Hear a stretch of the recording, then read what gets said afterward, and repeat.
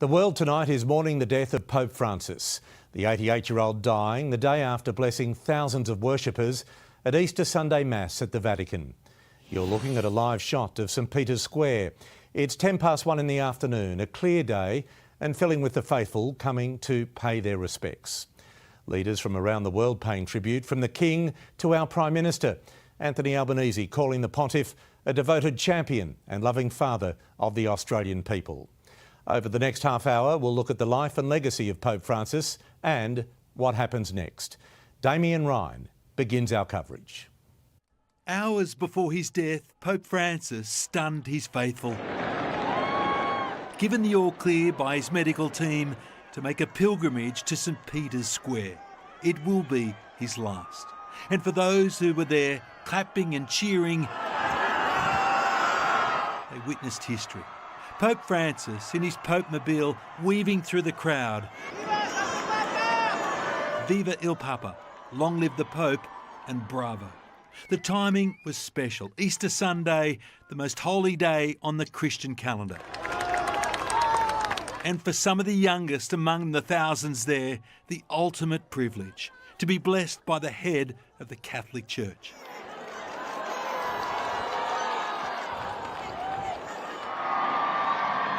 Then the Pontiff was wheeled onto the balcony of St Peter's Basilica. Looking frail and a little breathless after double pneumonia, he rallied to deliver an Easter blessing. Cari fratelli e sorelle, buona Pasqua. Dear brothers and sisters, happy Easter. The Master of Ceremonies will read you the message, he said.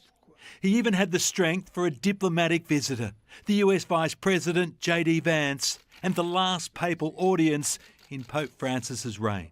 Fast forward 24 hours and the announcement that sent shockwaves around the world. Con profondo dolore. Dearest brothers and sisters, with deep sorrow, I must announce the death of our Holy Father Francis. At 7:35 this morning, the Bishop of Rome, Francis, returned to the house of the Father. His entire life was dedicated to the service of the Lord and of his church. He taught us to live with the values of the gospel with fidelity, courage and universal love, especially in favour of the poorest and most marginalised. With immense gratitude for his example as a true disciple of the Lord Jesus, we commend the soul of Pope Francis to the infinite merciful love of the one and true and God. It was such a sudden turn of events, the world celebrating a public appearance and now in mourning. The bells at St Mary's Cathedral in Sydney tolled. In Melbourne, St Patrick's opened its doors, and one of the first to offer his condolences, the Prime Minister, Anthony Albanese, noting the special connection with the Pope born in Argentina. The first Pope from the Southern Hemisphere was close to the people of Australia. For Australian Catholics, he was a devoted champion and loving father. The federal election campaign paused. The opposition leader, Peter Dutton, also paid his respects. He lived frugally and simply. Above all else, he was driven by Christ's values of mercy and forgiveness. For parishioners, the first reaction to such a monumental loss is to pray. The vigils have begun for the people's Pope. The world over, he has stood up with compassion. He's stood up for people that have been marginalised and oppressed. From the White House, rest in peace, and from Vice President Vance, my heart goes out to the millions of Christians all over the world who loved him. I was happy to see him yesterday, though he obviously was very ill. Tonight, 1.3 billion Catholics are without a leader. One of the world's most influential positions is vacant. Damien Ryan, 9 News. Let's go to Nine's Europe correspondent Edward Godfrey in London. Edward, Europe is waking to this news, the King among the many paying tribute. Yeah, that's right, Pete. Very big news here on this side of the world this morning, our time. And we have heard from King Charles and Queen Camilla in a statement issued through Buckingham Palace. I can read some of that to you now. It says, "My wife and I were most deeply saddened to learn of the death of Pope Francis.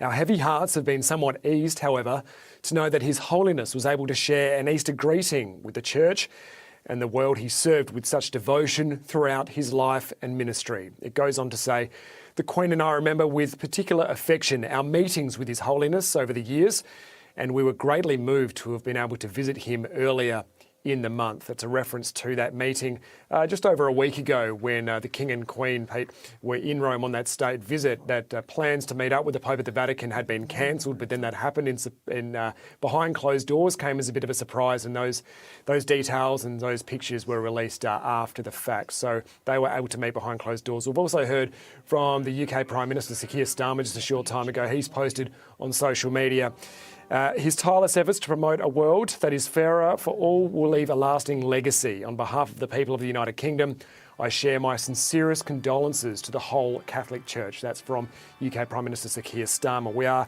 the Union flag, we're being told, is going to be flown at half-mast at the royal residences around the UK. We're also hearing from other leaders across Europe and beyond. We've heard from Volodymyr Zelensky saying he knew how to give hope, and even Vladimir Putin, the Russian leader, saying he has the fondest memory of the Pope. So those tributes and messages are going to start coming through fairly quickly now. This is massive news right around the world, and especially over here as well. A bit of a shock, Pete. We knew he was unwell. We knew he looked frail, but to see him out and about only 24 hours or so before his death was announced, out and about amongst the people, giving that Easter Sunday blessing, just adds to the shock that this announcement has been met with this morning here. Edward Godfrey in our 9 Bureau in London, thank you. Donald Trump says peace between Ukraine and Russia could be close. That's despite both countries accusing each other of breaching a temporary truce over the Easter weekend. The aftermath of a Russian strike on the Ukrainian city of Kherson. An Easter truce initiated by Russia is now over, but Volodymyr Zelensky says Vladimir Putin's forces broke it 2,000 times. In front of a damaged church in Lukashivka, these Ukrainians marked the Holy Weekend. But Ola says peace cannot last. Believing in a ceasefire is deceiving yourself, she says.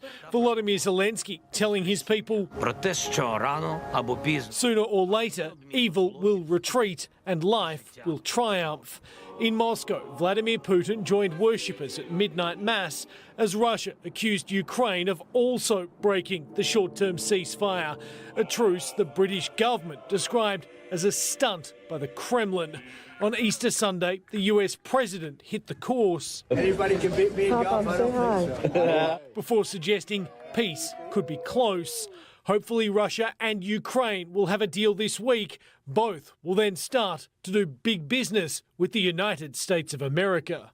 Hi. May there be peace, may there be Ukraine, Volodymyr Zelensky said. War has now been waged for 1,152 days. The scars are all around. In the United States, Jonathan Kersley, 9 News. And the first votes in the federal election will be cast in the coming hours. This as the Liberal Party tonight promises to boost police powers and funding, hoping to inject law and order into the campaign. Pato, is this what you came in?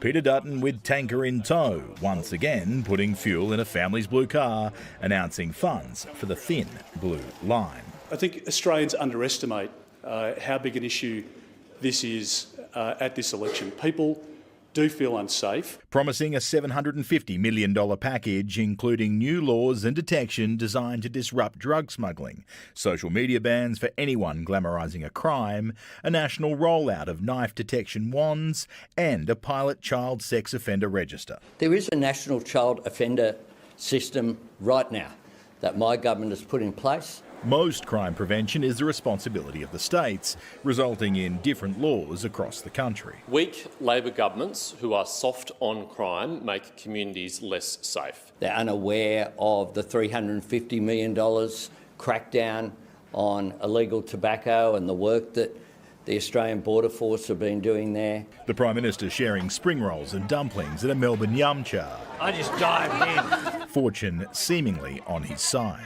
Tonight, news polls showing the coalition's primary vote is down to 35%, Labor rising to 34%, with the Greens and Independents on 12%. On a two-party preferred basis, Labor leads 52-48. I'd speak for a lot of people to say it's been a somewhat underwhelming campaign. The first vote's now just hours away, with early voting beginning tomorrow. Australians have lots of options to vote. We're the envy of the world with all of our options. Travelling polling crews will visit nursing homes, hospitals and remote communities, while votes will be cast in more than 100 international locations. Charles Croucher, 9 News. And a reminder, we will bring you the great debate between the Prime Minister and the opposition leader right here on 9 from 7:30 tomorrow night.